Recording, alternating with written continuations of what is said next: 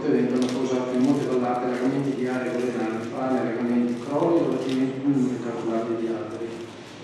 Constatato che la prima sommaria stima di danni pare che nel tempo abbia causato un danno per aumentare nell'ordine di miliardi di euro, ma che in questi giorni si sta provvedendo a una quantificazione più precisa, che il governo italiano ha adottato in tempi rapidissimi i primi provvedimenti emergenziali per sostenere i territori coinvolti nel maltempo, prevedendo uno stanziamento eccezionale, nonché la possibilità di una moratoria fiscale per i soggetti coinvolti dalla perturbazione.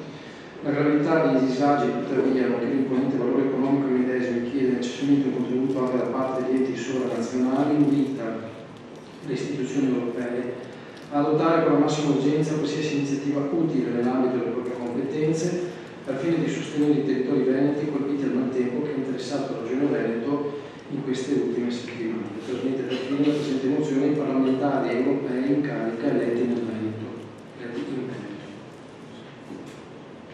Grazie, signor Sindaco. Ci sono interventi? Nessun intervento, mettiamo i voti favorevoli. Unanimità, non ci sono né voti contrari né astenuti.